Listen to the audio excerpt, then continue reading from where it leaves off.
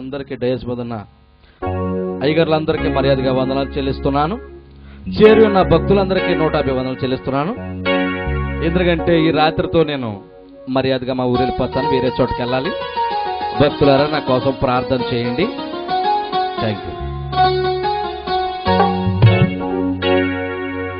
కష్టమొచ్చినప్పుడే కాదు ప్రార్థన, నీకు నష్టమొచ్చినప్పుడే కాదు ప్రార్థన, మీటింగులెట్టునప్పుడే కాదు ప్రార్థన, నీకు జ్ఞాపకమొచ్చినప్పుడే కాదు ప్రార్థన, నీకు కష్టమొచ్చినప్పుడే కాదు ప్రార్థన, నీకు నష్టమొచ్చినప్పుడే కాదు ప్రార్థన, నీకు సంతోషమొచ్చినప్పుడే కాదు ప్రార్థన, నీకు బాధల వచ్చినప్పుడే కాదు ప్రార్థన.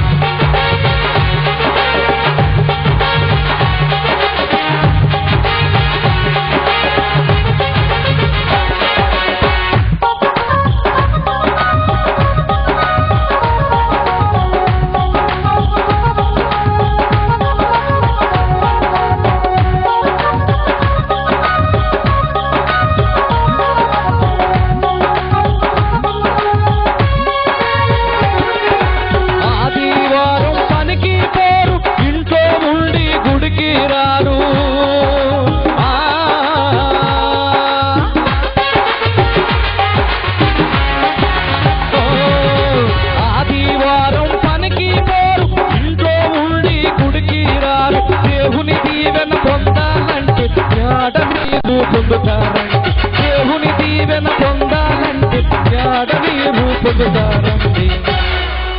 ఆదివారం నాడే బట్టలు తిని డ్యూటీ పెట్టుకుని మాంసం కూరలతో పీకిల దాకా తినేసి దేవుని యొక్క సన్నిధి కొట్టేస్తే దీవెనలు వస్తాయి భక్తులారా.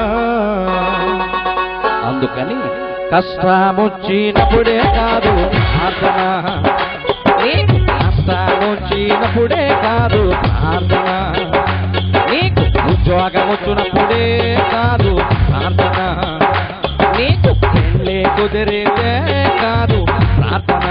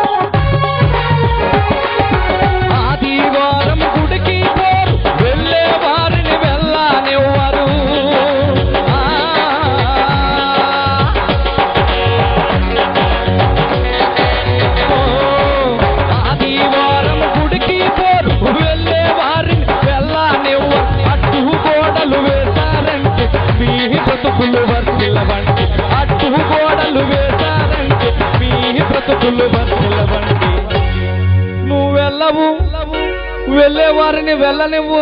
ఇంకా టైం ముందు లెక్క, పాస్టర్ గారు ఇంకా మొదలెట్టారు కదా అంటూ ఆపేస్తా ఉంటే దీవెనలు వస్తాయి భక్తులారా. అందుకని కష్టమొచ్చినప్పుడే కాదు ప్రార్థన, కష్టమొచ్చినప్పుడే కాదు ప్రార్థన, నీకు సమస్యలు వచ్చినప్పుడే కాదు ప్రార్థన, నీకు సభల్లో పెట్టినప్పుడే కాదు ప్రార్థన.